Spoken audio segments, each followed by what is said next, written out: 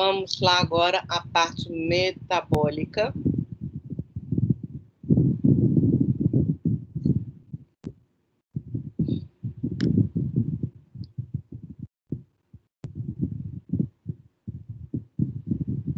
Então, o que a gente está vendo até agora? Que, dentre os carboidratos na nossa dieta, o carboidrato central é a glicose. A glicose é o cara, certo? E para que essa glicose vai ser utilizada? Bom, como tudo na natureza, vai depender da necessidade.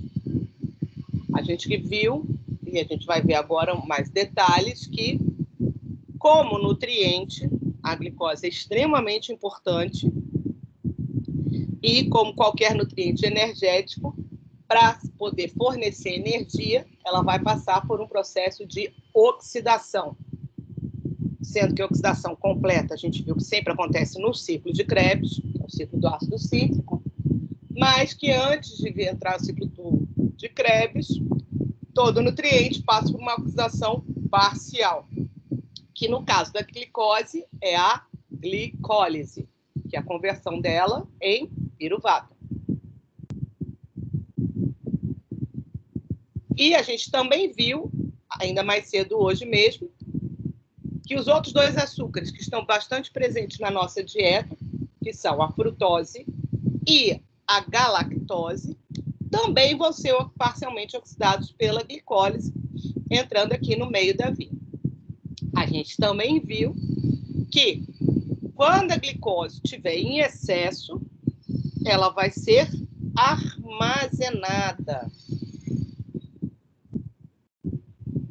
E que, a depender do organismo, ela vai ser armazenada de formas diferentes, ainda que parecidas em alguns casos, como o glicogênio e o amido. A gente acabou de ver que o glicogênio e o amido são polissacarídeos de glicose, que tem uma porção linear, que a gente chama de amilose, no caso do amido, e tem uma parte ramificada. Essa parte ramificada a gente chama de amilopectina. Que na parte linear, tanto do amido quanto do glicogênio, a ligação entre as moléculas de glicose é do tipo alfa-1, 4. E que na parte ramificada é do tipo alfa-1, 6. A gente também viu lá no início da aula que outros vegetais armazenam de forma diferente. No caso, a sacarose é um açúcar de armazenamento na cana-de-açúcar, mas que também está presente em alguns outros vegetais. Mas a cana-de-açúcar é o que tem a maior concentração de sacarose, que não é um polissacarídeo, ela é um oligosacarídeo do tipo disacarídeo, que contém glicose e frutose. Tá? Então, o glicogênio é a principal forma de armazenar glicose em animais e o amido em vegetais. A gente vai encontrar tanto nas raízes tuberosas quanto nas sementes, sejam elas cereais, sejam elas leguminosas. Tá? A gente viu um outro papel fundamental dos carboidratos, a própria glicose, quando a gente falou da via das pentoses, que é um outro tipo de oxidação, mas cujo objetivo é gerar ribose, para que dessa ribose se gere a desoxirribose, e tanto a ribose quanto a desoxirribose têm papel estrutural, pois vão compor os nucleotídeos, os ribonucleotídeos e os desoxirribonucleotídeos, que vão compor RNA e DNA, as macromoléculas responsáveis pela transmissão da informação genética. E também vimos que a glicose pode ser usada para formação de polímeros estruturais. Esses polissacarídeos estruturais, que podem ser do tipo homopolissacarídeos, como a própria celulose, que a gente acabou de ver, que é um homopolissacarídeo de glicose em ligação beta 4, como várias composições diferentes, com diferentes unidades, pode ser heteropolissacarídeos.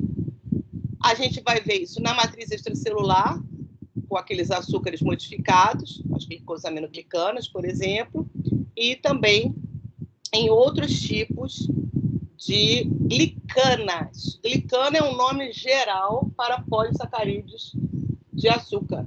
Então, a gente pode ter esses açúcares de acordo com o seu monossacarídeo. Eles vão ganhar o nome de arabinanas, se forem de arabinose, galactanas, se forem de galactose, galactomananas, quer dizer que tem galactose e manose, por aí vai.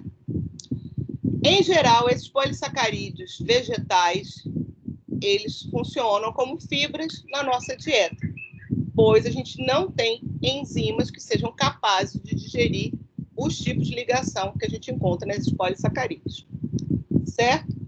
Já o amido é plenamente digerível na nossa dieta pelas alfa-amilases, tanto a salivar quanto a pancreática, e vão ser nossa principal fonte de glicose.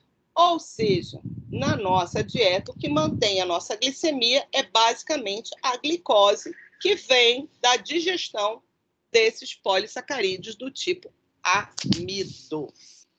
Ok? Tudo bem até aqui? Sim ou não? Sim, tudo bem. Agora é que não quer passar. Pronto. Então, a glicólise, como a gente tem muito falado, ela está aqui descrita. Sugiro depois, eu não vou entrar em detalhes, porque eu já passei o vídeo.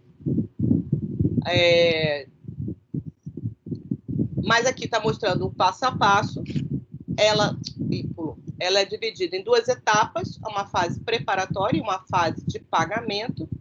A fase preparatória é o que o nome já sugere, a quebra da glicose. A gente vai transformar uma molécula de glicose, que é uma molécula de 6 carbonos, parcialmente oxidada, porque ela já tem uma porção de hidroxilas e ainda tem esse heteroátomo aqui de oxigênio. E a gente vai dividir ela em duas moléculas de 3 carbonos. Nessa primeira etapa, vão se formar aqueles dois outros monossacarídeos, que é a gliceraldeído 3-fosfato e de hidroxicetona-fosfato, que são isômeros, podem se converter entre si. E é chamada de fase preparatória porque envolve gasto de ATP, 2 moléculas de ATP para cada glicose.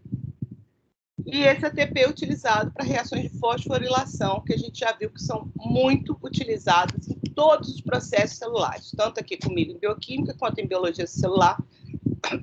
Ai, desculpa. Vocês têm visto com Poliana, o fosfato é utilizado o tempo todo para o metabolismo celular, para o funcionamento da célula, tá? Então, essas duas fosforilações, elas justamente vão marcar os dois pontos extremos da molécula de glicose isomerizada em frutose, para que ela se quebre ao meio, gerando essas duas trioses.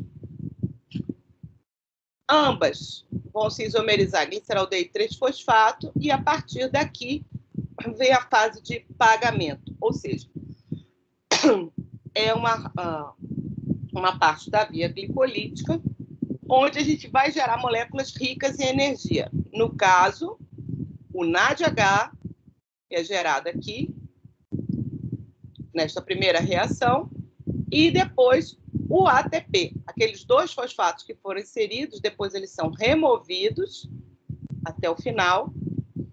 E quando eles são removidos, a gente vai gerar 2 moléculas de ATP aqui e mais 2 ao final da glicólise, chegando à produção do piruvato, que, como vocês lembram, é um alfa-cetoácido, ok? Então, formando-se 4 ATPs aqui e tendo gasto 2 ATPs aqui, o saldo final de ATPs da glicólise direto é de 2 ATPs. Então, cada molécula de glicose, quando é quebrada, gera 2 ATPs e 2 NADH. A gente também viu, e hoje, ontem vocês tiveram aula de mitocôndrias, vocês devem ter visto isso em mais detalhes.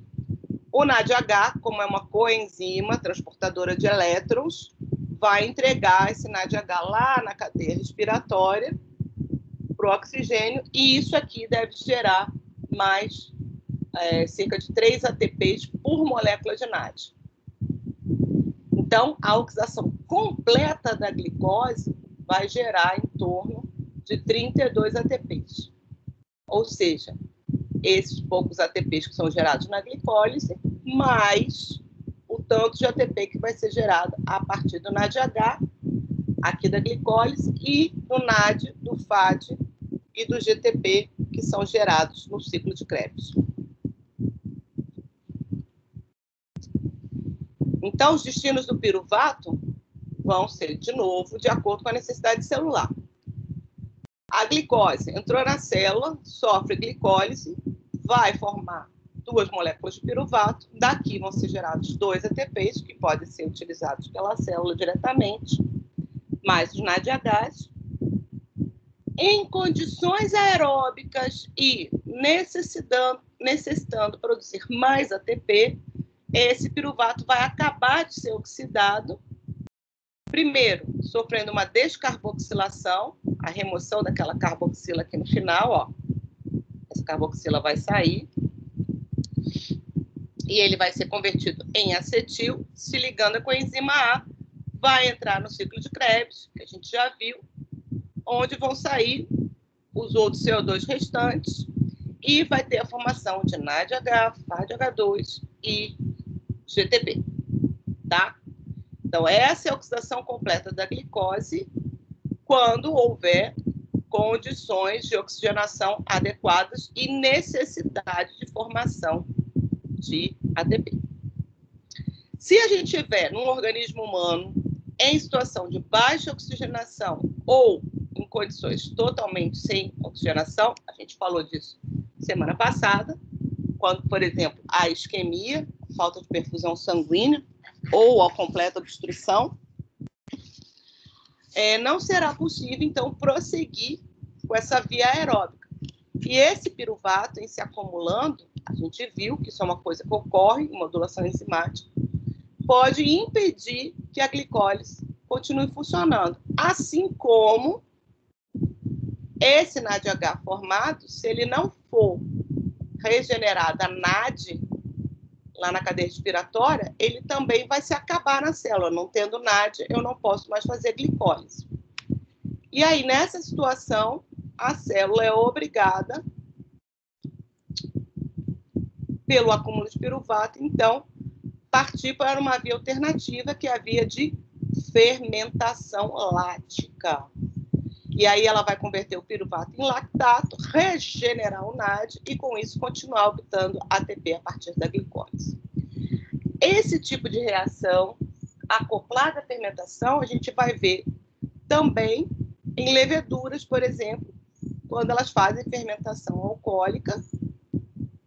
E também vai ver nas bactérias, por exemplo, nas nossas bactérias intestinais anaeróbicas, que vão fermentar e produzir uma série de ácidos orgânicos de cadeia curta, como o acetato, o butirato e o propionato. Vamos ver isso. Então, semana passada a gente estudou metabolismo de aminoácidos, a gente viu que a oxidação parcial de cada tipo de aminoácido seguia uma determinada via, mas que conduzia à produção de acetil-CoA também. A glicose, na glicólise, vai a piruvato e depois é convertido em acetil-CoA. Semana que vem a gente vai ver os ácidos graxos sendo convertidos todos em acetil-CoA, todos se encaminham para o ciclo de Krebs, gera-se uma porção de energia desde aqui, tudo isso é transportado por NADH e FADH2 para a cadeia transportadora, para que haja, então, a geração de ATP. Na ausência de oxigênio, a gente já sabe, tudo isso vai ficar inviável, inclusive a oxidação do aminoácido do ácido graxo. Somente a glicólise poderá ocorrer na ausência de oxigênio, graças aos processos de fermentação, tanto em animais quanto em micro-organismos. As desidrogenases podem ser utilizadas para a recuperação do NAD+, permitindo que essas células, sem oxigênio, produzam ATP através da glicólise, sempre recuperando seu NAD dessa forma, através das desidrogenases. no caso, no nosso organismo. A lactato desidrogenase é uma enzima fundamental. A gente viu lá na aula de enzimas que ela está presente em todos os tipos celulares e garante que a glicólise ocorra de forma segura durante um tempo, mesmo na ausência de oxigênio. A gente viu que isso tem um custo, porque a glicólise só vai gerar 2 ATPs, enquanto a glicose totalmente oxidada gera mais de 30 ATPs. Porém, é o que pode manter a célula até que a oxigenação seja novamente adequada. Tá? Então, basicamente, a fermentação nos mamíferos, nos animais, ela serve basicamente para permitir essa recuperação do NAD. Esse lactato aqui vai ser exportado da célula para o sangue. E pelo sangue vai ser encaminhado para o fígado novamente, porque no fígado, como a gente vai ver hoje, a gente já comentou isso no outro dia, ele pode ser novamente convertido em glicose, tá? Já as leveduras, elas vão ter um outro caminho. Primeiro, elas vão descarboxilar o piruvato, mas ao invés de gerar acetil-CoA, vão gerar acetaldeído, que é o substrato da álcool-desidrogenase, que dessa forma vai recuperar o NAD, gerando etanol. Tanto a produção de etanol quanto a produção de CO2 são utilizadas desde a antiguidade, tem relatos de mais de 6 mil anos de idade, para a produção de bebidas alcoólicas, assim como a produção de pães, por exemplo. O CO2 gerado faz a massa do pão crescer e o etanol é usado para produzir cerveja, vinho, etc. Uísque, todas as bebidas alcoólicas que a gente conhece. Como a gente viu, e a gente tem comentado, as vitaminas são aqueles micronutrientes que tem que estar em quantidade mínima para que a gente possa ter funcionamento adequado das células, caso contrário a gente vai ter problemas. Aqui a gente vai falar da vitamina B1, que é uma vitamina fundamental para a gente e para as bactérias também, para as leveduras também. No caso, a piruvato descarboxilase, que a gente acabou de ver, é uma via que é dependente, é uma enzima que é dependente da tiamina pirofosfato, que é a vitamina B1, assim como para a gente para a síntese de acetil-CoA, na piruvato desidrogenase, que é o que vai descarboxilar o piruvato para formar acetil-CoA, e a alfa-cetoglutarato desidrogenase, que faz parte do ciclo de Krebs. Também essa vitamina é importante na transcetolase, que serve para os vegetais nas reações de fixação de carbono, para a produção de uma série de moléculas, e no nosso caso, para a formação das vias da ribose, da deoxirribose, nas vias de pentose-fosfato, e também nas vias sintéticas, de modo geral, pela produção de NADPH. Então, voltamos aqui, porque a gente começou a aula falando de insulina e de glucagon, falando sobre o pâncreas e as ilhotas de Langerhans, que hoje em anatomia são chamadas de ilhotas pancreáticas. Essas ilhotas, elas são separadas da porção exócrina do pâncreas, que, como a gente viu, a porção exócrina gera bicarbonato de sódio e as enzimas digestivas para serem eliminadas, para serem secretadas na primeira porção do intestino, para digestão. Já o que é gerado pelo sistema endócrino do pâncreas, nas ilhotas pancreáticas, vai ser secretado para a corrente sanguínea. E o objetivo é fazer o controle de todo o metabolismo energético, regulando, entre outras coisas, a concentração de glicose no sangue. Então, aqui está mostrando as ilhotas. Essas células, elas são diferenciadas. Aqui tem 3 tipos principais: as células beta, as células alfa e as células delta.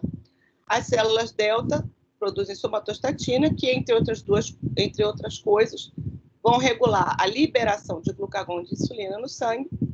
E a célula beta produz insulina, enquanto a célula alfa produz glucagon. Como eu disse lá no início, a quantidade de glicose que está no sangue vai fazer com que entre mais ou menos glicose em ambas as células. No caso, a produção de insulina é estimulada por glicose. Portanto, conforme a glicose sobe também a produção de insulina. Por outro lado, o glucagon é inibido, a sua síntese é inibida por glicose. Então, quanto mais alta a concentração de glicose, menor a concentração de glucagon. O que acontece? Conforme a glicemia cai, também cai a insulinemia. E vai começar a aumentar a concentração de glucagon. Logo, a insulina é associada à hiperglicemia, assim como o glucagon à hipoglicemia. Essas variações glicêmicas em indivíduos saudáveis vai sofrer a influência da alimentação. Não só pelo tipo de alimentação, mas pela quantidade e pela frequência de alimentação, tá? E uma das coisas que é muito importante, que eu já comentei no início da aula, é com relação ao transporte da glicose para dentro das células. Então, a gente viu que a glicose, ela entra no organismo através da SGLT, que é aquele cotransportador de sódio e glicose, e que sai do enterócito para a corrente sanguínea através do GLUT2, principalmente, que está presente no intestino.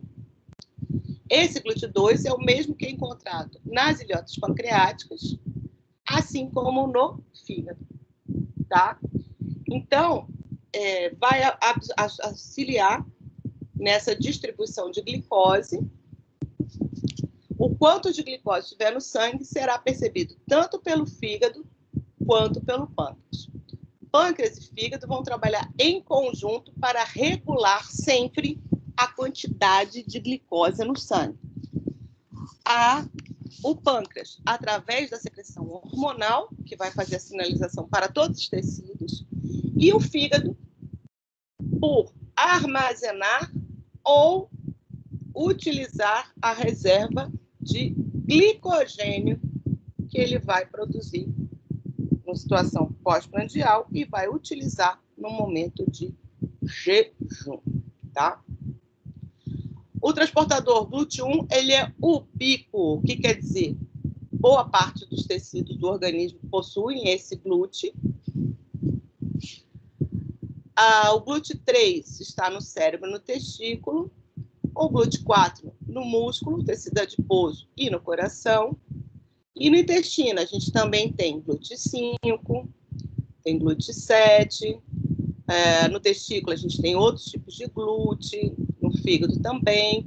E a cada dia que passa, se descobrem diferentes GLUTs, todos eles fazem transporte de glicose, são todos proteínas de membrana das células, mas a diferença está na quantidade de glicose que eles são capazes de detectar. Então, a captação maior ou menor vai estar de acordo com essa constante. Se eu tiver quantidades muito grandes de glicose, algumas células vão captar mais e outras vão captar menos. Mas o que é importantíssimo a gente verificar aqui é o papel do GLUT4. Porque o que ele se diferencia dos outros GLUTs todos é a sua dependência de insulina. O que significa isso? GLUT4, ao contrário dos outros GLUTs, ele não está sempre presente na membrana celular. Ele só estará presente na membrana celular quando ele for translocado do interior das vesículas, onde ele fica armazenado dentro das células, para a superfície apical das membranas, estimulado por insulina. O que significa dizer isso? A captação de glicose pelo tecido muscular, tecido cardíaco e tecido adiposo, ela só deverá ocorrer em situações de hiperglicemia. Quando houver hipoglicemia, essas células vão captar pouca ou nenhuma glicose do sangue e terão que se virar com as suas reservas próprias ou com outros substratos energéticos. Esse é um dos motivos pelos quais existe a doença diabetes mellitus tipo 1. Diabetes mellitus tipo 1, o indivíduo tem uma destruição progressiva Uma destruição progressiva... Cadê o pâncreas? Perdi o pâncreas. Tá. Uma destruição progressiva das células beta da ilhota pancreática. O que acontece? Ao contrário do caso que a gente viu, que tinha uma super expressão de insulina, nesse caso a pessoa vai ter a insulina reduzida praticamente a zero. Então, o que vai valer? Sempre glucagon só. É o glucagon que circula independente da variação de glicose. E nessa situação, sem insulina, o GLUT4 não poderá aparecer na membrana celular, impedindo a captação de glicose pelas células musculares, adipócitos e coração. Tecido muscular é só uma questão de pensar. É o que está em maior quantidade em qualquer organismo, pois ele está distribuído em todo o corpo humano. Então, mesmo que as outras células façam a captação, mesmo na ausência de insulina, tecido muscular, principalmente, não será capaz de absorver essa glicose, captar essa glicose que está no sangue. E, com isso, ela vai estar aumentada na corrente sanguínea, caracterizando, então, o diabetes, que é diabetes mellitus, que é por hiperglicemia. Diabetes significa grande eliminação de urina, e mellitus, que significa sabor de mel. Como vai haver um excesso de glicose no sangue, esse excesso vai ser eliminado pela urina. Então, a gente vai observar glicosúria. E essa é outra característica do diabetes mellitus tipo 1. Então, aqui está mostrando como funciona esse processo. O GLUT4, ele sintetizado e é armazenado, ele vai só para aquele sistema no retículo endoplasmático, vai para a Golgi e faz umas membraninhas com os glúteos lá adicionados. Vocês já tiveram aula de membrana e aprenderam isso, não foi? Transporte de endomembranas? Sim. Pronto. E lá ele permanece dentro da célula até que haja a ativação dessa célula por insulina. A insulina, uma vez produzida e aumentada no sangue, ela vem pela corrente sanguínea, liga-se ao seu receptor e vai disparar uma sinalização intracelular mediada por quinase, aquelas proteínas de fosforilação, que, entre outras coisas, vão provocar uma modificação do citoesqueleto. Já tiveram aula de citoesqueleto? Já. Já, professora. Pronto. Esse citoesqueleto, ele está todo aqui dando estrutura para a célula e ele também serve para esse transporte vesicular.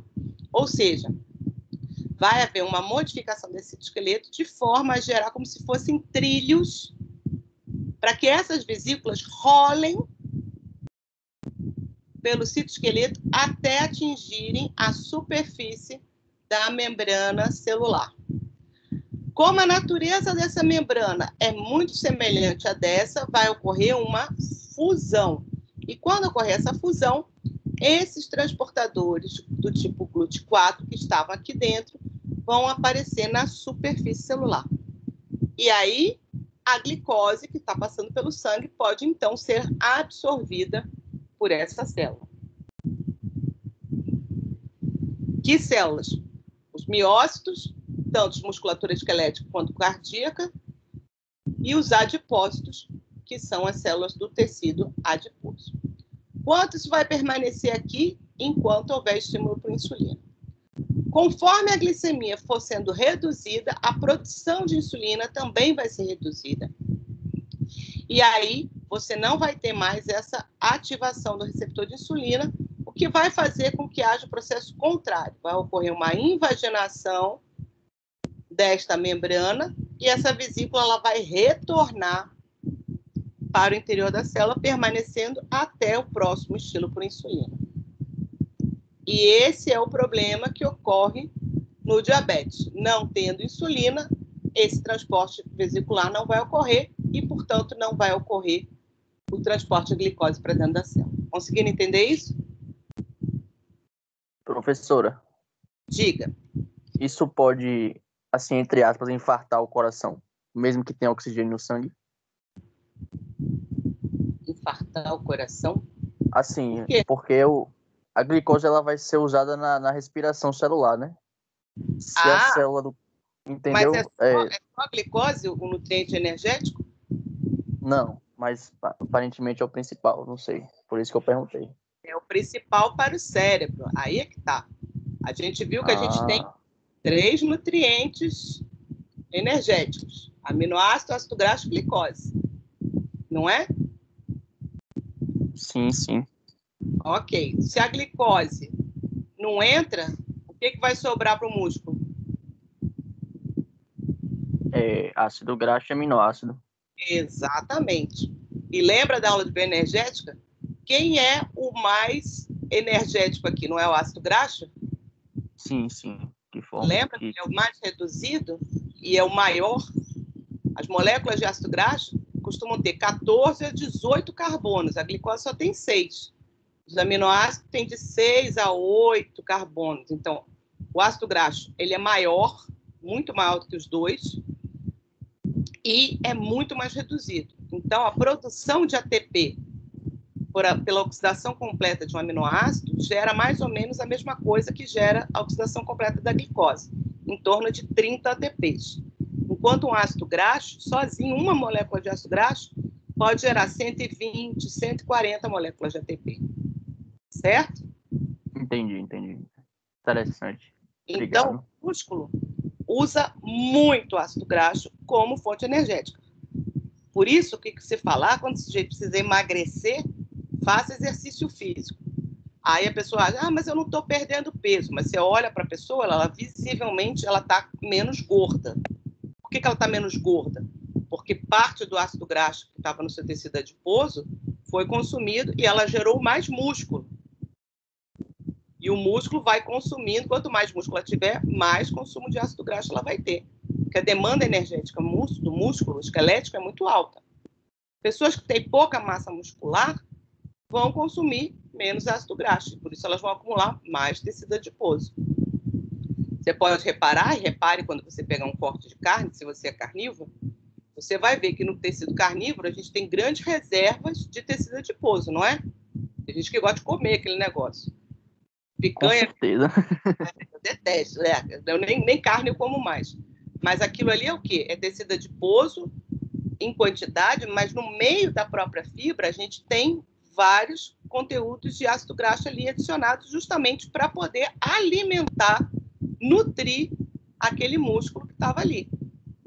Certo? E com a gente é a mesma coisa. E, Entendi. além dos ácidos graxos, que estão lá no tecido adiposo, os corpos cetônicos, que também têm essa característica lipídica, são altamente consumidos, tanto pelo tecido muscular, mas principalmente pelo coração e pelo cérebro. O cérebro também faz muito consumo de corpos cetônicos, principalmente durante o jejum. Tá? Então, não vai ter. Se não chegar a glicose para o músculo, não tem problema nenhum. Porque o músculo, eu digo que o músculo é igual filho adolescente. Tenha fome, o que tiver para comer tá bom, contanto que seja em quantidade. Certo? Não faz muita seleção. Depois que a gente vai ficando mais seletivo, gosta mais disso, gosta mais daquilo. Mas na fome se consome aquilo que está disponível. E o músculo ele tem plenos poderes. Vocês devem ter visto agora com a Poliana. Tecido muscular, assim como tecido neuronal, é repleto de mitocôndrias, porque eles são bastante eficientes na produção de energia através de uma oxidação completa de nutrientes. Por isso, eles também devem ser muito perfundidos. E por isso também são os mais atingidos em situações de hipóxia. Tá? Certo. Quem faz uso preferencial de glicose é o tecido nervoso. Mas aí é uma questão de transporte. A glicose ela chega perfeitamente ao tecido nervoso. Porque para chegar ao tecido nervoso, tem que atravessar a barreira hematoencefálica, que é um sistema de células que vai permitir ou não passagem de substâncias. E, por uma seleção da natureza, ácidos graxos não atravessam a barreira hematoencefálica.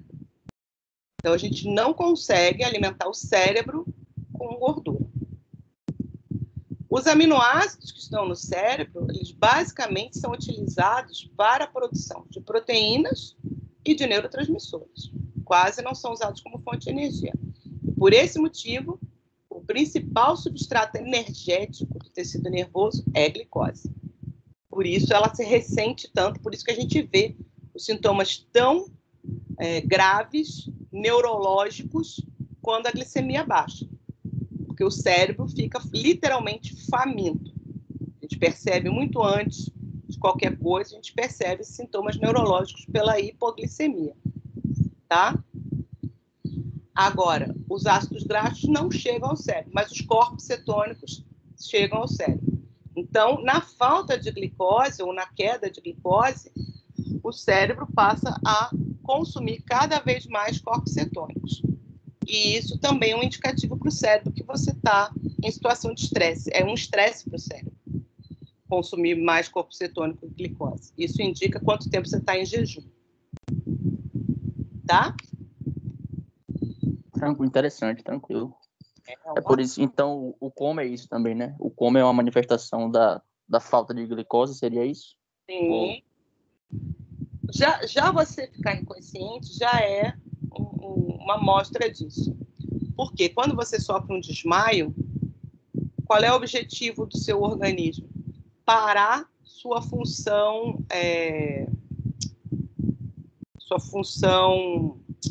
Oh, meu Deus, como é a palavra?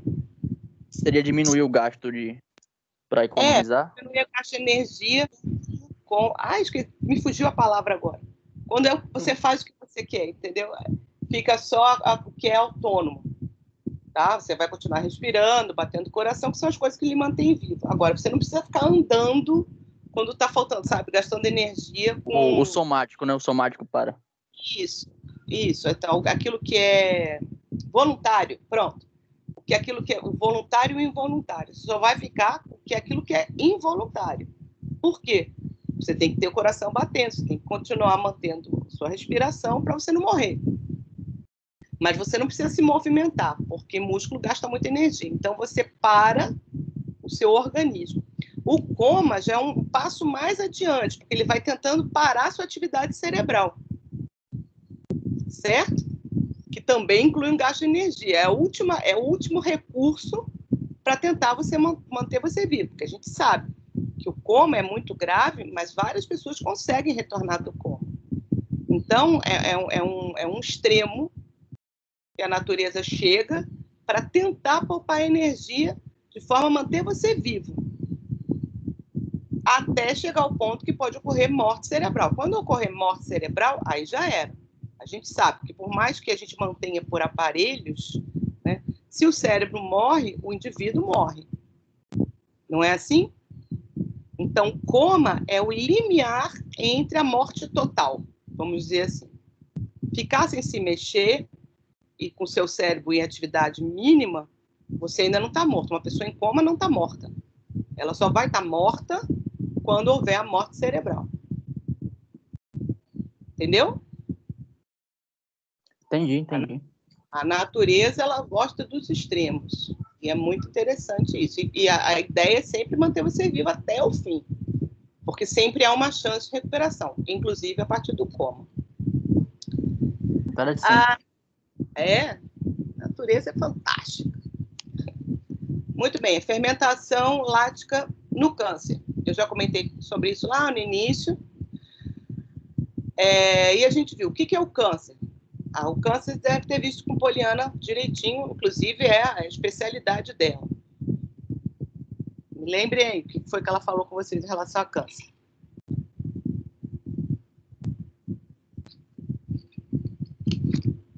Hein, gente? O que é câncer? Um crescimento desordenado da célula? Sim, mas começa no quê? Uma célula que se divide... Rapidamente, Exatamente. Exato. Não é só ser, o problema não é ser rápido, o problema é ser diferente, né? Isso tem uma mutação, né? Não. Isso, exatamente. Porque a gente tem células tumorais que têm um crescimento rápido, mas elas não causam muito estrago. É o que a gente chama de tumor benigno. Né? Uma célula maligna que vai gerar um câncer grave, ela está associada a uma mutação que faz a célula ficar diferente da célula original, com alta taxa de multiplicação. Certo? Então, além de não cumprir a função original daquela célula que foi multiplicada, ela ainda corre o risco de consumir o seu organismo, que é isso que o câncer faz. E o câncer, a célula cancerosa, ela produz uma série de substâncias secretas no sangue para modificar todo o seu metabolismo energético. Um dos motivos é associado justamente à captação de glicose. Então, células tumorais, elas geralmente têm uma captação de glicose infinitamente maior do que as outras células do organismo. E isso faz com que as outras células fiquem desnutridas. Certo? Então, ela interfere de forma muito importante em todo o metabolismo do organismo. E por isso que você observa, em caso de câncer avançado, os indivíduos entrarem em processo de caquexia. O que é caquexia?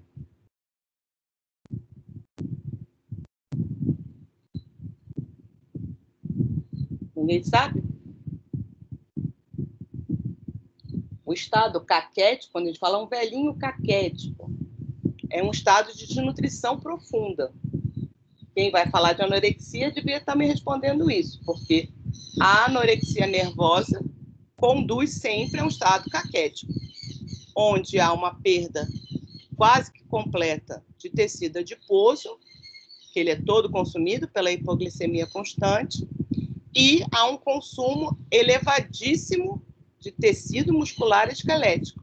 Pois vocês se lembram que a gente tem as reservas energéticas, que é de glicose, é o glicogênio, a de excesso de nutrientes em geral é triglicerídeo no tecido adiposo, mas que as proteínas musculares, que têm função primordial estrutural, ligada à sustentação e movimentação, também servem de reserva energética, tanto para que os aminoácidos sejam oxidados para a produção de energia, como para que os aminoácidos sejam usados para a produção de glicose na gliconeogênese. Lembram?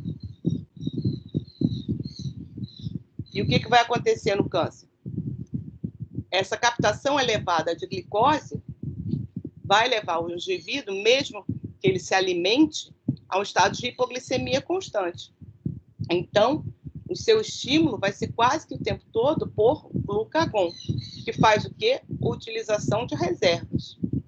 Então, esse indivíduo ele vai ficar como se estivesse sempre em jejum.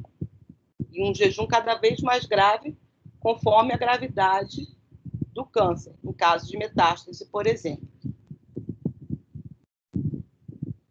Aí,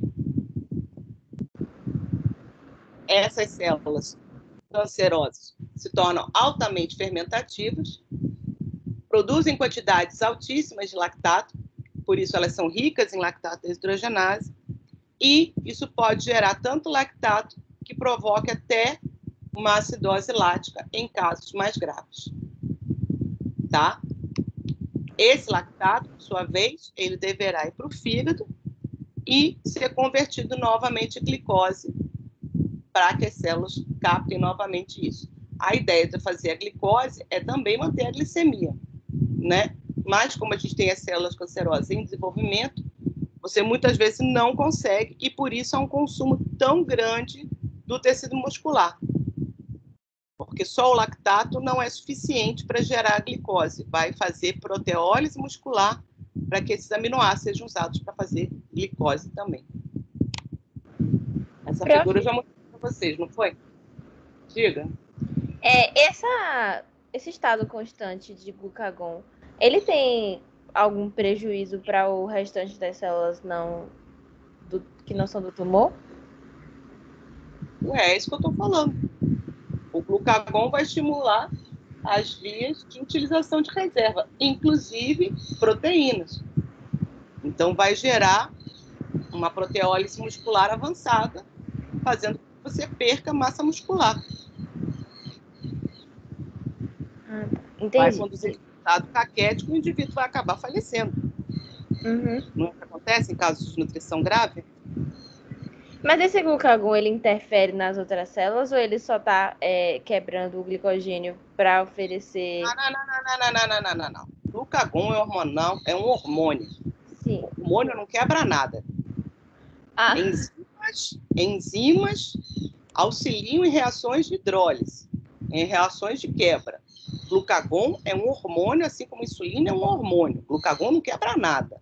Glucagon se liga, como a insulina se liga, a um receptor de membrana e faz a sinalização intracelular. Aí ele vai dizer para a célula o que a célula tem que fazer. Certo? certo. Então, o glucagon, como sinalizador, uma vez jogado na corrente sanguínea, ele vai se ligar a receptores de glucagon em todas as células. Assim como a insulina, quando for jogada no sangue, vai se ligar a todas as células. Então, ambos vão funcionar como sinalizadores. O que o sinalizador faz? Se liga ao receptor e diz para a célula o que vai fazer. No caso, como a insulina vai ser liberada, quando a glicemia está alta, ele vai dizer, estamos em situação de fartura. Então, agora, guardem o que tiver em excesso. O glucagon vai ser jogado no sangue quando tiver em falta, em déficit. Quando a glicemia estiver baixa, a gente vai ter um monte de glucagon circulando no sangue. E aí, o que ele vai dizer? Não está comendo, a gente está em jejum, a gente está em hipoglicemia. Então, agora, para vocês, tem que se virar com a reserva energética que vocês têm. Usem suas reservas. E aí vai estimular o fígado a utilizar sua reserva de glicogênio, vai estimular o músculo a utilizar sua reserva de proteína e vai estimular o tecido adiposo a quebrar triglicerídeo, que é a sua reserva de lipídio. Certo? Certo, entendi agora. Obrigada, prof. Sim, essa figura que eu mostrei para vocês no outro dia, não foi? Aqui é uma técnica de emissão de pósitrons com uma glicose marcada e a gente consegue detectar as regiões no organismo desse indivíduo, ó, que estão tendo alto consumo de glicose.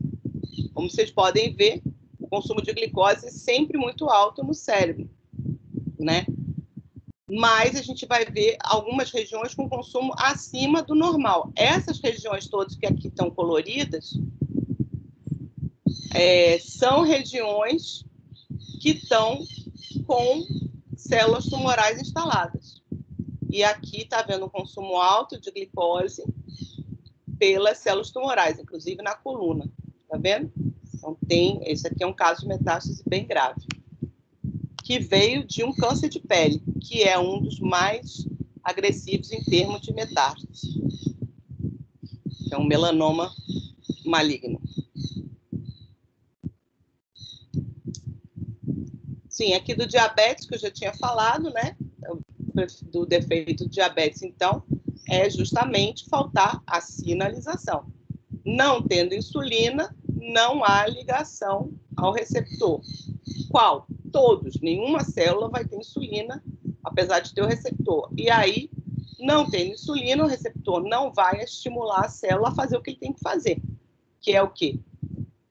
Nas células musculares, no tecido adiposo, é fazer essa migração dos transportadores de glicose do tipo GLUT4 para a membrana. Então, essas células não serão capazes de captar glicose no sangue. E, por isso, ela vai acabar aumentando.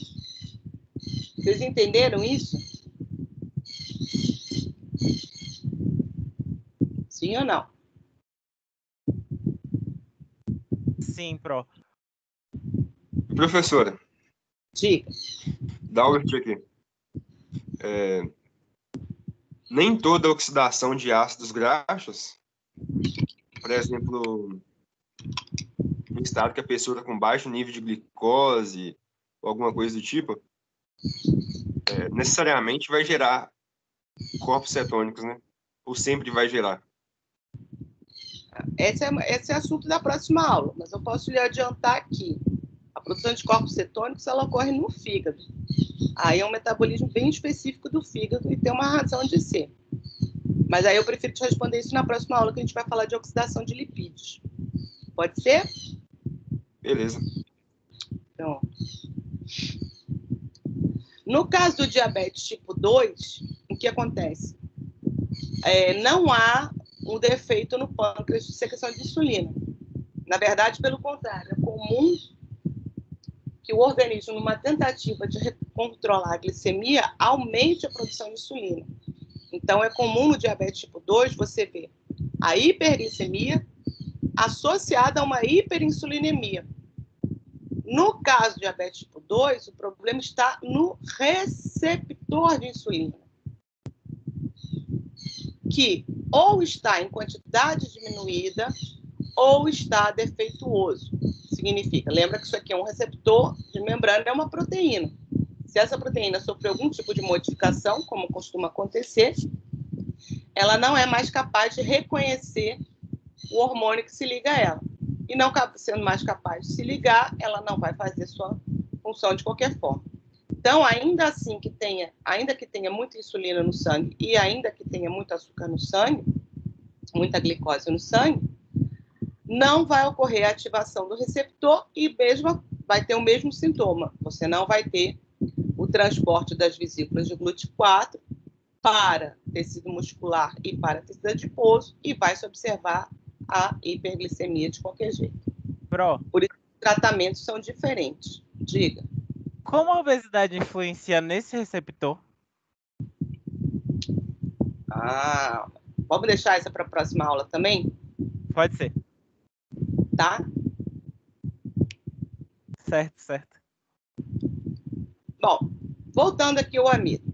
Lembra que eu falei que o amido, nos vegetais, ele fica em estruturas chamadas amiloplastos? Então, além dessa estrutura, a organização desses grãos de amido muitas vezes faz com que eles sejam revestidos também de celulose e de outros polissacarídeos não digeríveis por a gente. Por que eu estou falando isso? Porque isso entra no conceito de fibra alimentar.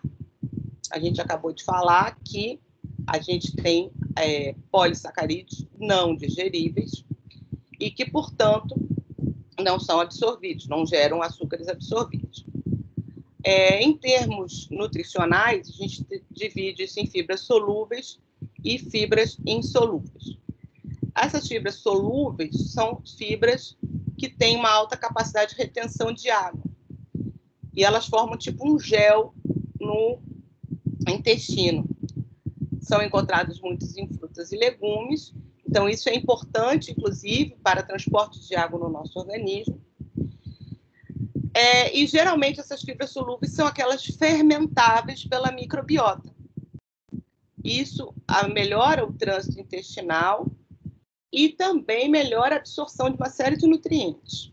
Já as fibras insolúveis, elas têm pouca absorção de água, geralmente estão nas partes mais externas, e aí, nesse caso, inclui-se outros componentes não digeríveis que não são polissacarídeos, como a própria lignina. Essas fibras são importantes para fazer o volume de fezes, que é importante, como vocês vão ver quando for para a Morfo 2, para o trânsito intestinal e estimulação do peristaltismo. O peristaltismo é o que vai dar a motilidade intestinal e fazer o bolo cada vez mais sólido de resíduos ser encaminhado para o reto e dar o estímulo da defecação para a eliminação dessas fezes. Então, tanto as solúveis quanto as insolúveis são super importantes na nossa dieta. Essas fibras solúveis, que vão ser usadas para alimentação de microbiota, é o que a gente chama hoje de pré-bióticos. Então, pré-bióticos são fibras alimentares que são consumidas pela microbiota intestinal. Uma das principais fibras do tipo pré-biótico são chamados de FOS, que são os fruto-oligosacarídeos. ou seja, são oligosacarídeos que são ricos em frutose. Uma delas é a inulina. A inulina mesmo, ela é um polissacarídeo de frutose. Por exemplo, a gente encontra muito em aspargos, alho poró, no alho, na cebola. Essas fibras, elas também ajudam no controle da glicemia. Por quê? Porque elas lentificam a absorção de glicose pelo trato gastrointestinal. Então, quando a glicemia sobe de forma lenta, isso possibilita um melhor controle por todo o organismo, tanto em nível pancreático quanto em nível hepático. Também ajudam na absorção das gorduras, incluindo o próprio colesterol que vem da dieta. E por isso é tão importante a gente ter essas fibras na nossa dieta, inclusive para manter essa microbiota equilibrada. Como eu disse a vocês mais cedo, quando a gente tem um desequilíbrio na microbiota, esse é um quadro que se chama disbiose e é uma das coisas mais comuns hoje em dia, principalmente por esse motivo, pela falta de fibras alimentares do tipo pré-bióticos na alimentação. As pessoas comem muito carboidrato sem, junto, comer esses pré-bióticos, tá? Onde é que a gente encontra isso? Em alimentos integrais. Alcachofra, aspargo, beterraba, chicória, banana tem, tomate. Até o próprio mel contém, não é tanto quanto esses outros, mas contém também esses frutólicos sacarídeos. A outra coisa que é importante a gente saber é com relação ao preparo do alimento. A gente começou a cozinhar alimentos e isso foi um ganho evolutivo grande. Por quê? Tem várias coisas que a gente consumindo em natura, a gente não vai conseguir digerir. O próprio amido é um desses. Vocês sabem, ninguém come batata crua, né? A gente não come esses grãos crus, não come arroz cru. A gente cozinha. E o processo de cozimento vai pegar aqueles grânulos de amido que eu mostrei lá atrás e vai desestruturar as moléculas de amido que estão aqui dentro. Assim como ocorre com as proteínas, vai ocorrer uma desnaturação, uma perda da estrutura original dessas moléculas de amido. E quando houver o aquecimento na presença de água, essa perturbação vai permitir com que a água entre dentro das moléculas de amido, se associando àquele monte de hidroxila que tem lá, fazendo com que esses grânulos se inchem e se rompam. Quando eles se rompem, a água que entra torna acessível para digestão, então, as moléculas de amido que estão lá dentro. Esse processo, que é chamado de gelatinização do amido, ele ocorre, em geral, entre 58 e 84 graus, dependendo da fonte do amido.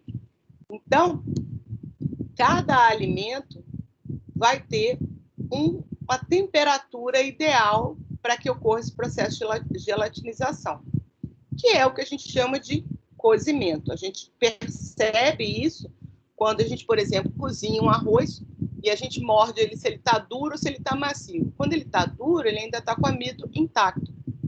Quando ele já está macio, significa que aquele amido já foi gelatinizado e, portanto, vai ser plenamente digerível, pelo menos em sua maior parte. Tá? Claro que, como os vegetais têm estruturas diferentes, então isso vai dar temperaturas diferentes para esse grau de gelatinização. Todo amido que não for devidamente gelatinizado não vai se comportar como carboidrato, vai se comportar como fibra.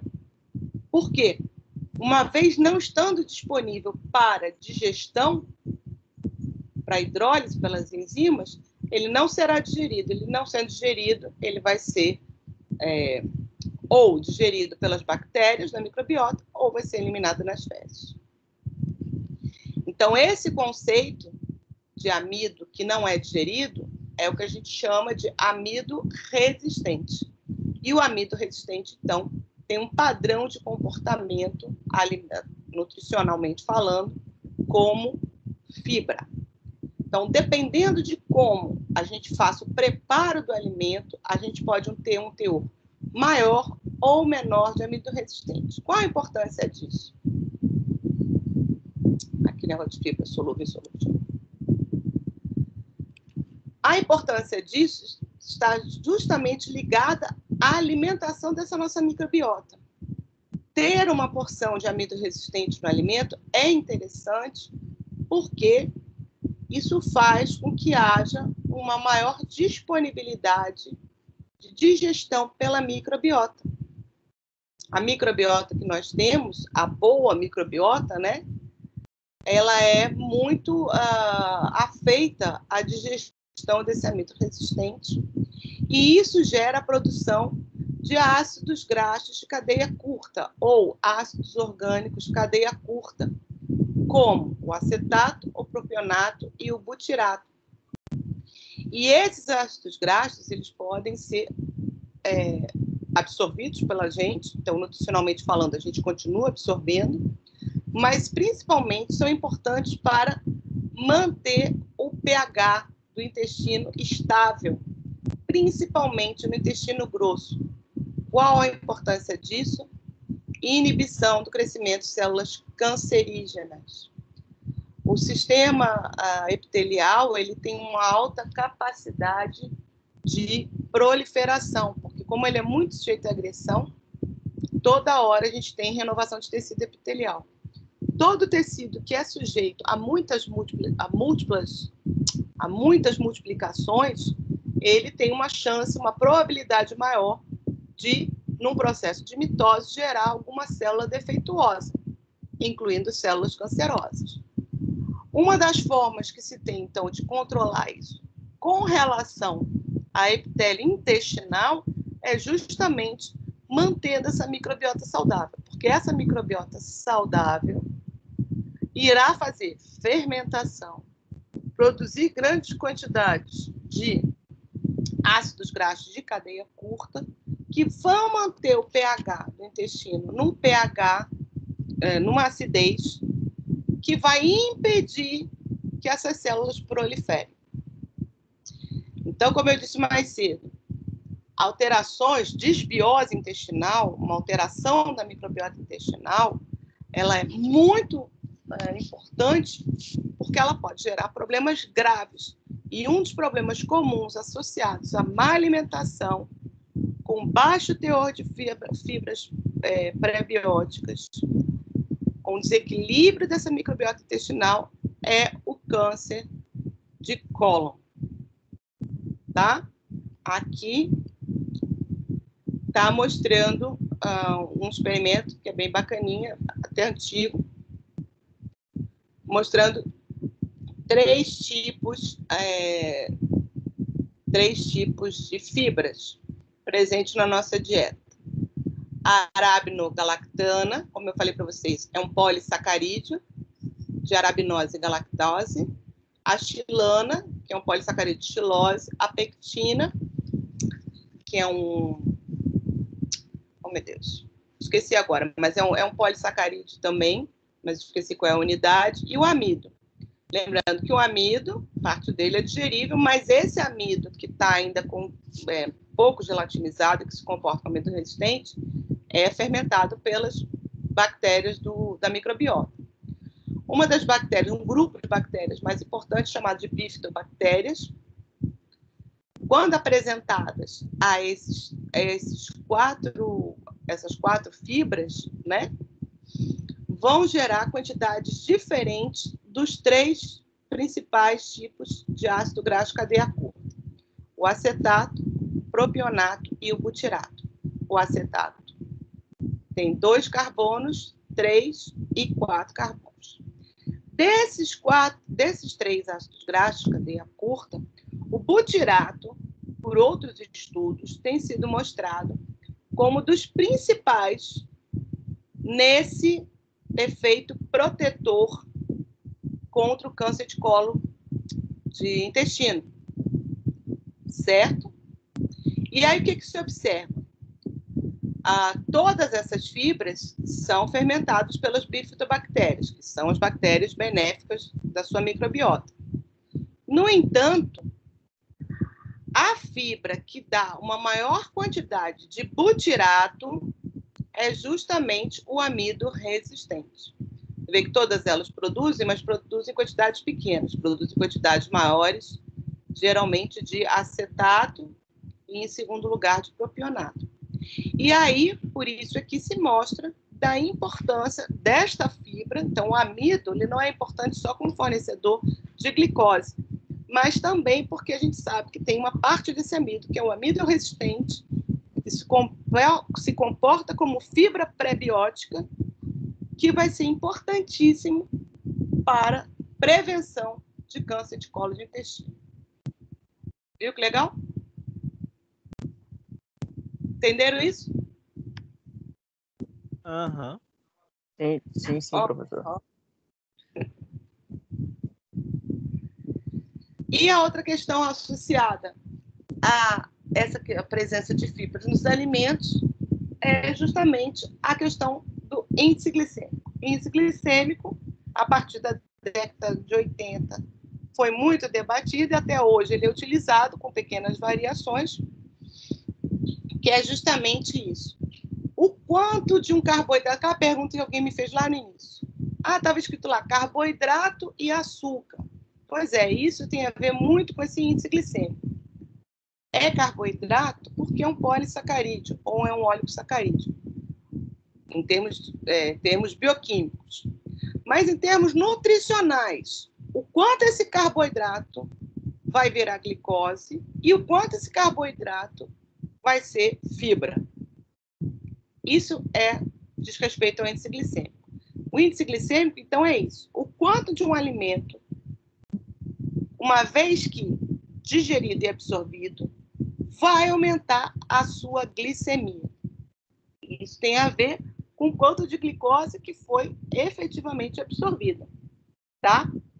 Então, as pessoas consomem diferentes tipos de alimentos e aí vai se dosando a glicemia após o período de digestão e absorção disso. E se compara com a glicose pura ou então com o alimento de referência. Esse alimento de referência eles pararam de usar porque realmente era uma coisa mal feita, né? Pão. Que pão? Tem milhões de tipos de pão, dá confusão, né? Geralmente é com a própria glicose. Você dá uma glicose pura para o indivíduo e mede em quanto tempo a glicemia aumenta e qual o valor que ela atinge.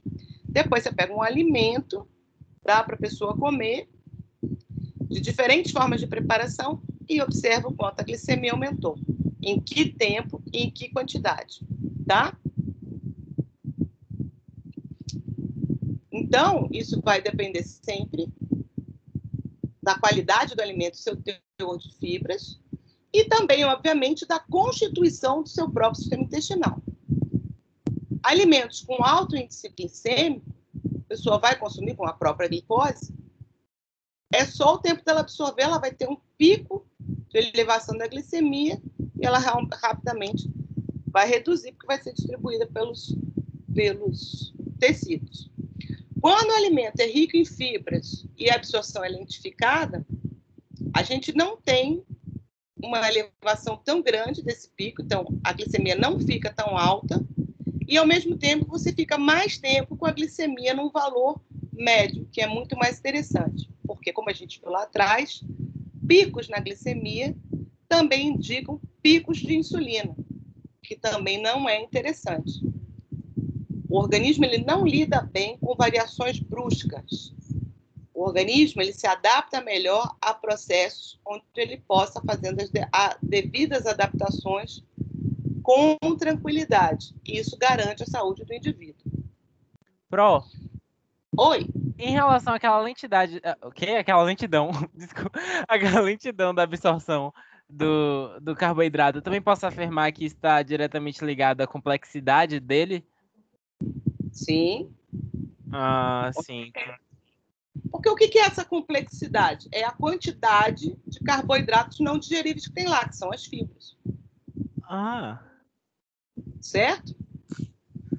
Seja ele um amido que está cheio de coisa em volta ou que foi mal gelatinizado, seja ele um carboidrato que simplesmente é tão diferente que você não tem nenhuma enzima para digerir. O teor dessas fibras que tem vai estar, então, de acordo com isso. Com a forma que o alimento foi preparado, quando for referente ao amido, ou qual é o alimento que aquele amido está, ou ainda a presença desses outros tipos de polissacarídeos que a gente não tem nada que possa digerir. O que eu estou querendo mostrar aqui é justamente essa comparação. O amido, ele pode ser 100% digerível, dependendo da forma como eu preparar, ou ele não ser nada digerível. Se eu comer amido cru, por exemplo, ele vai ser como se fosse 100% fibra. Por quê? Porque ele vai estar não gelatinizado, encapsulado, com outros carboidratos não digeríveis envolvendo o grânulo de amido. Então, ele vai entrar e vai sair do meu organismo como amido. Você entendeu? Entendi. Agora, se eu pegar esse amido e cozinhar a ponto de gelatinizar, esse amido que era 100% fibra, ele vai virar 100% carboidrato. Por quê? Porque ele estando todo gelatinizado, eu posso digerir ele completamente e, por isso, absorver ele completamente. Entendi. É que eu tinha entendido o conceito de complexidade errado. Aí agora faz todo sentido. E aí, é isso. Ó. Por exemplo, comer uma maçã com casca e sem casca. Um bom exemplo. Uma maçã com casca tem meio grama de fibra a mais. Faz diferença? Faz. Porque a quantidade de açúcar na casca é quase zero. A parte de carboidrato digerível está dentro da maçã. E quanto mais fibra eu comer aqui, mais lenta vai ser a absorção desse açúcar que veio da maçã. Porque na casca eu vou ter mais carboidrato complexo, mais fibra, né, que é a fibra, e isso vai impedir, ou pelo menos vai lentificar a absorção do açúcar da glicose que vem dessa maçã. Então, aqui, ó, eu poderia comparar, por exemplo, uma maçã sem casca com uma maçã com casca. O índice glicêmico de uma maçã com casca não é igual, é menor do que o índice glicêmico de uma maçã sem casca. Consegue entender isso? Sim ou não? A mesma coisa aqui, ó, arroz integral e arroz branco. O que é arroz integral? Arroz integral é o arroz com casca. A gente cozinha ele com a casca. Teor de fibra, 1 grama. O arroz branco, na mesma quantidade, 0,3. Aí o que acontece? O índice glicêmico do arroz integral é super baixo. O índice glicêmico do arroz branco é super alto. Por quê? Porque o teor de fibra no arroz integral é muito maior do que do arroz branco. Então, de novo, aqui podia ser arroz branco e arroz integral. Tá? Mesmo assim, a gente está falando do arroz branco, é uma variedade, na verdade, esse aqui. O arroz branco é uma variedade de arroz que é o que a gente come. Mas tem arroz casteta, arroz basmati, arroz negro, arroz vermelho, e cada um tem um teor de fibras. Tá? Aquele que tem um maior teor de fibra, obrigatoriamente vai ter um menor índice glicêmico. Quem é que tem o menor teor de fibra? O arroz branco. Portanto, ele é o que tem maior índice glicêmico. Então, comer arroz é tudo igual? Não, não é. A forma como eu preparo também é igual? Também não é. Então, mesmo um arroz branco, se eu preparar ele de diferentes formas, ele pode ter maior ou menor índice glicêmico. Em termos de calorias, a gente já vê diferença. E isso está associado justamente ao teor de fibras. Então, eles costumam dividir, os nutricionistas, né, os alimentos de acordo com esse índice glicêmico, em baixo, médio e alto. Então, nas recomendações de consumo de carboidrato, se fala, carboidrato não é tudo igual, né? Quando fala assim, consuma... A gente não está falando de carboidrato, porque ninguém come açúcar puro, a gente come alimentos. Então, você pode comer bolo? Pode, mas o quanto? Pouco. Por quê? O bolo ele já tem um índice glicêmico mais alto. mais alto quanto? Não é tão alto, por exemplo, quanto, sei lá, da glicose pura, quanto do pão branco. Amendoim tem índice glicêmico baixo, beleza, mas se eu estou falando só de açúcar, é um bom alimento para eu comer. Mas aí tem outra questão. Se eu pego um amendoim, cozinho ou torro, é diferente? É. Por quê? Porque ele cozido, ele absorve mais água. Então, o amido que tem lá se torna mais digerível, eu já aumento o índice glicêmico. Quando eu torro, eu, em vez de hidratar esse amido, eu vou ressecar ele. Então, parte desse amido vai virar amido resistente. Então, eu vou diminuir o índice glicêmico. Entendem isso? Então, aqui, ó, vários fatores físicos e químicos influenciam nesse índice glicêmico. Então, o primeiro que a gente está discutindo agora é o tipo de amido, e isso tem a ver com todos os outros polissacarídeos que estão associados, além da razão amilose, amilopectina. Quando eu tenho muita amilose, a alfa-amilase é uma enzima que tem abundância. Quanto mais amilose tiver o alimento, maior o índice glicêmico dele. Por quê? Porque ele é mais digerível do que a amilopectina, que eu produzo quantidades de glicosidase, aquela que quebra a ligação alfa-6, menor. Gordura. Presença de gordura no preparo do alimento lentifica o esvaziamento gástrico. O que significa isso? Quanto mais tempo o alimento levar para sair do estômago, mais lentamente ele vai chegar ao intestino e, com isso, mais lentamente ele vai ser digerido. Então, batata frita e batata cozida é um bom exemplo disso. A batata frita tem um índice glicêmico menor do que da cozida. Porque a batata cozida não tem óleo envolvendo ela. A batata frita, todo o amido está envolto em óleo. E isso vai dificultar a digestão desse amido que está lá. Inibidores de alfa-amilase. Além da questão das fibras, tem alguns grãos, principalmente, tanto leguminosas quanto cereais integrais, que têm níveis elevados de lecitina e de fitatos. Essas duas substâncias inibem a atividade da alfa-amilase. Isso, então, dificulta a digestão do amido e faz com que o índice glicêmico também diminua. O aprisionamento físico, que a gente já falou, quando a gente tem, por exemplo, uma grande quantidade de lignina ou de outros polissacarídeos em volta do grão de amido, isso vai dificultar o acesso ao amido em si e vai, muitas vezes, impedir com que ele seja digerido. De novo, esse amido não digerido vai ser o amido resistente, vai se comportar como fibra. A acidez, se for um alimento que estiver feito com muito ácido, tipo uma conserva, a acidez também retarda o esvaziamento gástrico, também desacelera a digestão do amido. Por exemplo, uma batata em conserva, que tenha vinagre, um grau de gelatinização, que a gente já falou. Por exemplo, a gente cozinha macarrão, mas esse é um macarrão frito, a digestão já é mais lenta, o índice glicêmico é menor do que um macarrão que seja só cozido. Fez o macarrão, depois tacou alho e óleo em cima dele. O alho e óleo tem inulina, que é fibra, e tem o óleo que retarda o esvaziamento gástrico, diminui o índice glicêmico. Fibras, de modo geral, adicionam demais fibras, né, o alimento. A forma física, que está comparando o purê de batata com a batata inteira. O purê de batata poderia fazer, se for só a batata amassada, vai aumentar o índice glicêmico. Se eu colocar leite e manteiga, eu já vou dificultar. Então, entendem como esse índice glicêmico sofre influências a partir do preparo?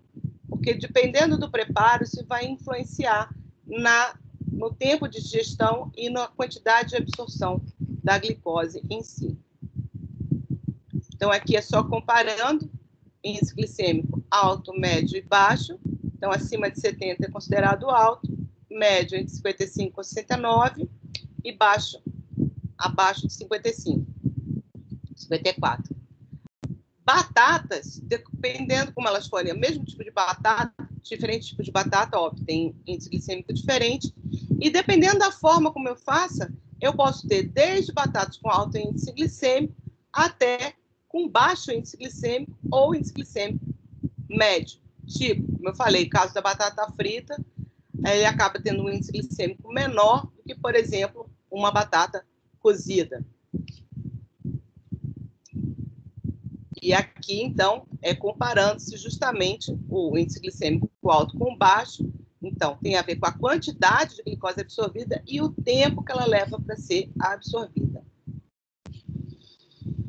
Isso é importante para qualquer um, mas é particularmente importante quando a gente vai fazer acompanhamento de uma pessoa diabética. Uma pessoa diabética, normalmente, já tem uma glicemia de jejum altamente diferente, ela é muito mais elevada. Então, um indivíduo normal está lá entre 70 a 100. Um indivíduo diabético, ele pode estar de 100 para cima, geralmente bem mais alto. E, obviamente, a resposta à glicemia também vai ser diferente. Quando o indivíduo consome a glicose, vai ter um aumento e a distribuição da glicose de acordo com a insulina e tal, como a gente falou. O diabético, ele vai ter uma elevação muito maior, que ela não vai ser adequadamente absorvida, e vai levar muito mais tempo com ela elevada no sangue, causando uma série de problemas não resolvíveis. Por quê? Ou pela falta da insulina, ou pela quantidade... pela ação do receptor não está sendo adequada, porque o receptor não está funcionando outra vez. Aqui a gente está comparando curvas glicêmicas durante o dia.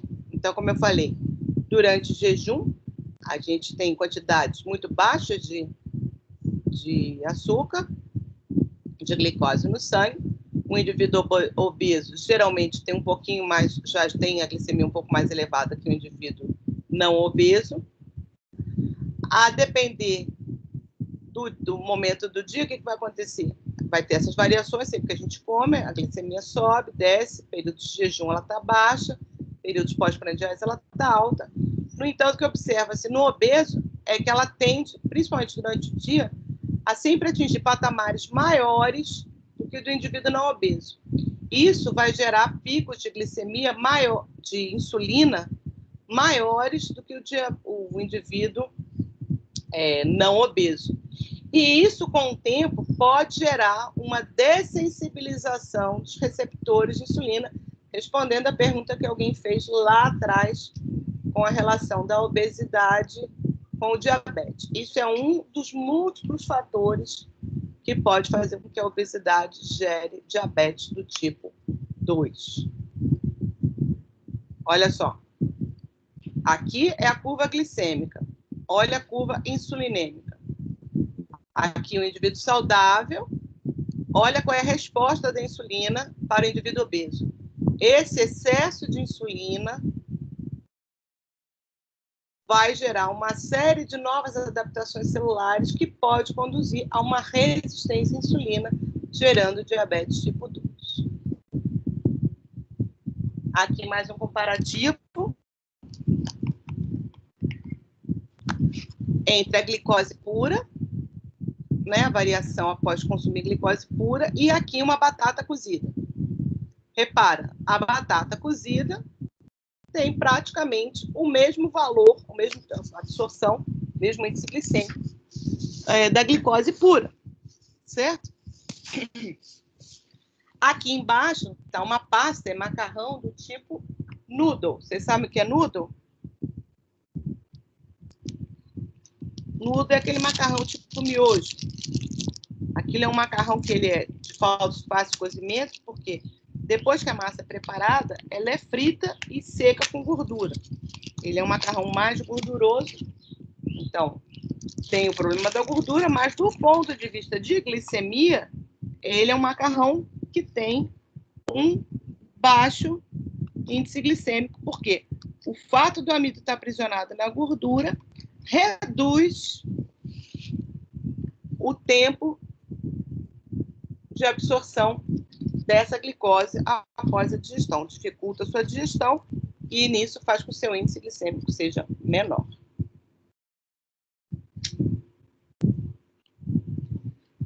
Então, como a gente viu, tem influência do tipo de alimento e do preparo do alimento e da quantidade de alimento. Então, depois que se descobriu o índice glicêmico, né, começou a se adotar essa medida para se avaliar o tipo de alimento, fazer as recomendações, também passou a se usar a carga glicêmica. Ou seja, a carga glicêmica vai levar em conta o teor de carboidrato ingerido com o índice glicêmico. E isso vai lhe dar uma resposta um pouco mais fidedigna de quanto isso vai aumentar a sua glicemia ou não, cada vez que você comer determinado tipo de alimento. E isso tudo serve para a gente avaliar justamente a resposta glicêmica. Ou seja, resposta glicêmica, gente, é uma coisa muito particular, individualizada. E para fazer um estudo sério, você teria que fazer o quê? A avaliação de cada indivíduo. Como, de acordo com um tipo de alimento que você escolha, que tem um índice glicêmico de média baixa, uma carga glicêmica que você acha adequada, você vai experimentar no indivíduo. Se ele não está tendo uma resposta glicêmica adequada, não vai. Por isso que você não pode prescrever a mesma dieta para todo mundo. Porque o organismo desse indivíduo pode se comportar de forma diferente devido a uma constituição do seu sistema digestório ser diferente, incluindo a sua microbiota. Certo? Então, aqui a questão das fibras em vegetais e a quantidade de carboidratos, só para vocês terem essas tabelas. E aqui, voltando, já que a gente está falando de digestão, com relação à digestão intracelular. O mesmo processo que a gente acabou de falar para a digestão do amido deverá ocorrer no glicogênio que vem da dieta. No entanto, o glicogênio que a gente armazena nas nossas células, ele deverá ser utilizado na situação em que a gente esteja em hipoglicemia. E a quebra desse glicogênio vai ser estimulada por glucagon. Ou seja, no momento que a nossa glicemia estiver baixa, nos momentos de jejum. Ao contrário do que ocorre na digestão pelo sistema digestório, o glicogênio que está nas nossas células não é quebrado por uma hidrolase, e sim por uma fosforilase. É uma enzima que quebra glicogênio adicionando fosfato na extremidade da glicose que é liberada. Então, está aqui o glicogênio com ligação alfa-1,4, igualzinha do amido. O fosfato vai entrar aqui e essa glicose que é quebrada, ela já sai da forma fosforilada. Qual o motivo disso? Facilitar para que a célula já possa incorporar isso na glicólise, fazendo só a mudança de posição do fosfato, do grupamento 1 para o grupamento 6. E economizando energia. Isso vai ocorrer em toda a cadeia linear do glicogênio até chegar na ramificação. A ramificação, como tem uma ligação diferente, que é a alfa-6, como a gente já viu, não vai poder ser quebrada pela mesma enzima, que é específica para esse tipo de ligação. Então, aqui entra o que a gente chama de enzima desramificadora, ou enzima cortadora de ramos, que tem uma atividade de glicosidase igual àquela da dieta.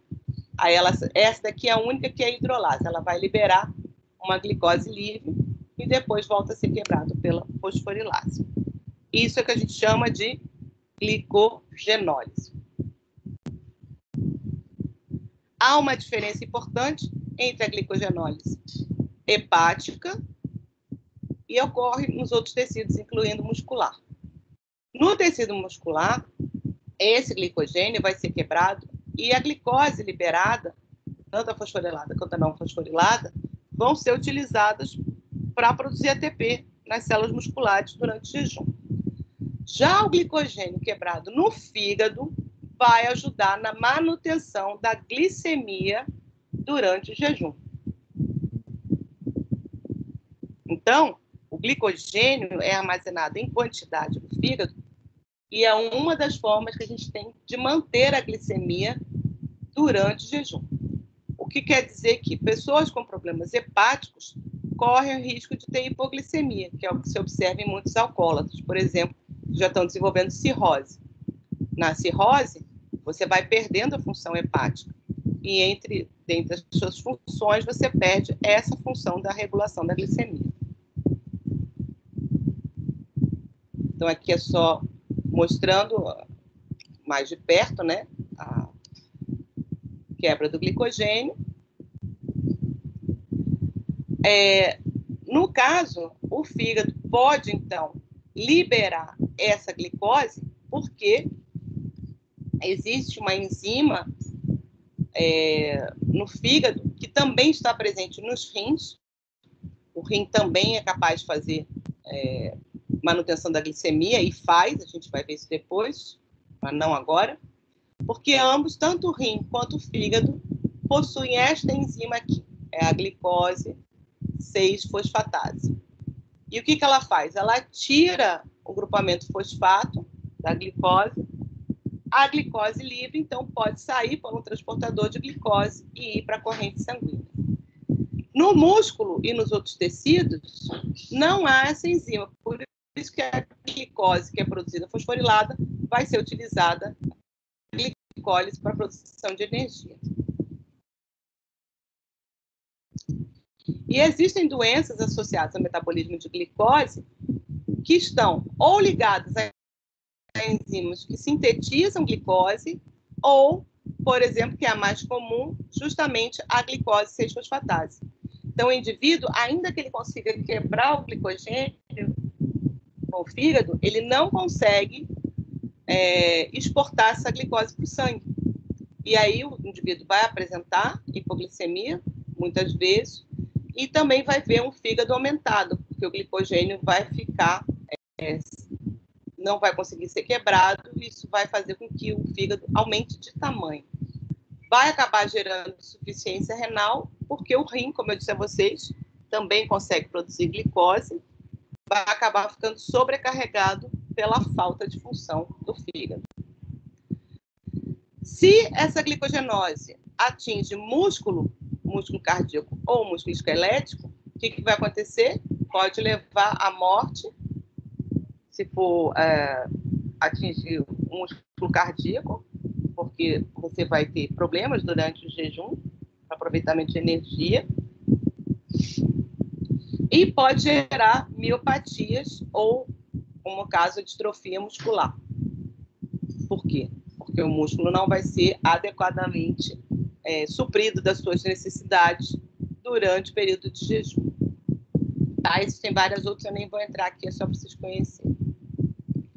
E a gliconeogênese, como a gente já falou, é a síntese de glicose a partir de outros substratos que não são a glicose, não são carboidratos em si.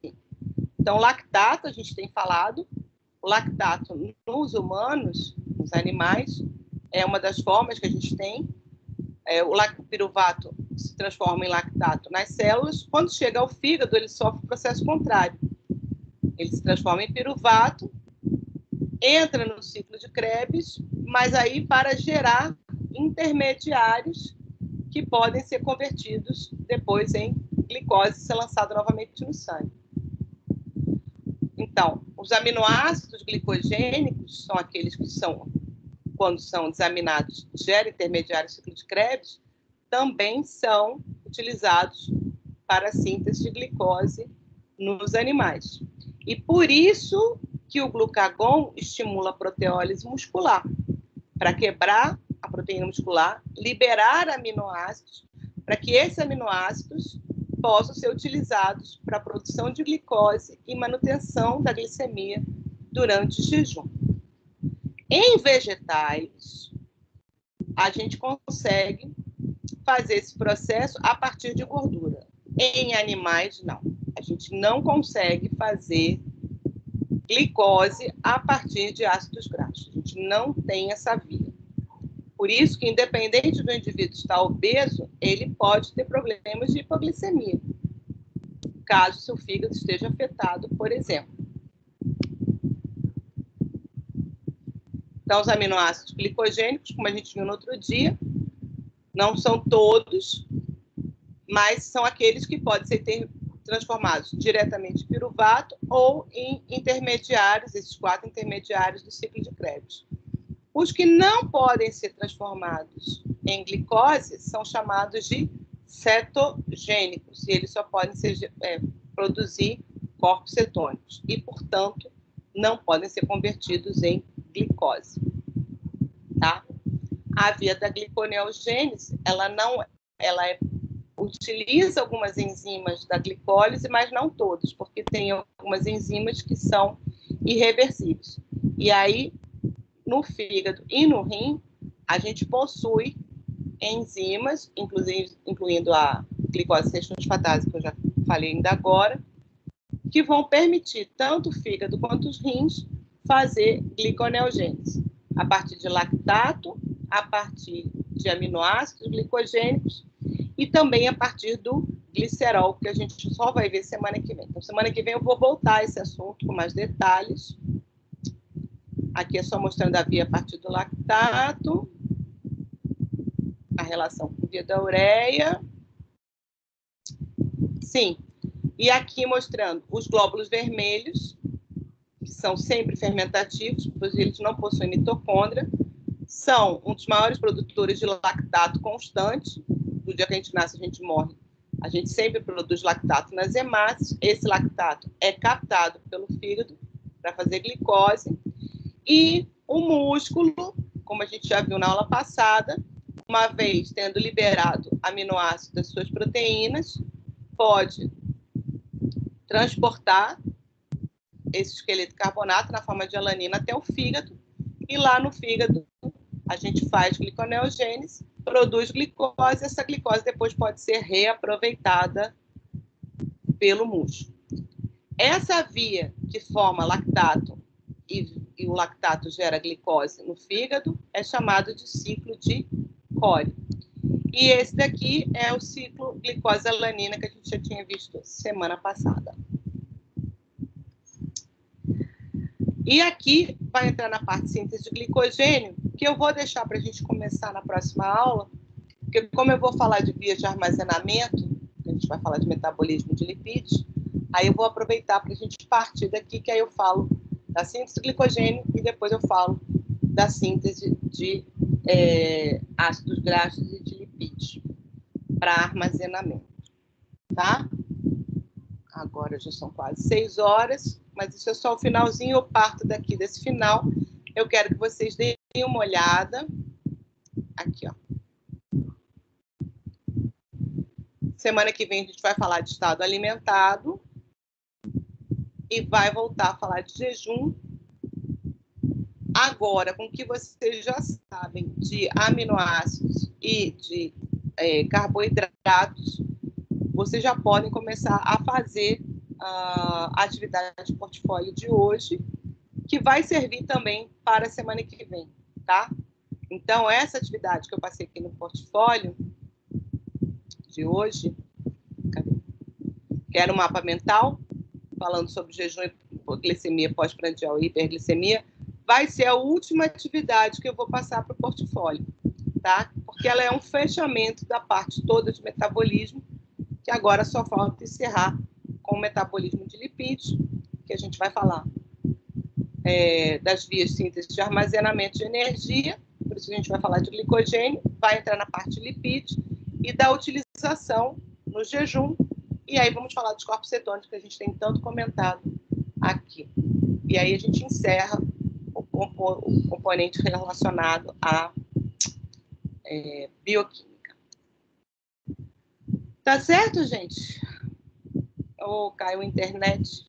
Agora que eu vou parar a gravação. Aí vocês podem ficar se quiser tirar alguma dúvida. Eu já vi que vocês não gostam de fazer pergunta enquanto está gravando.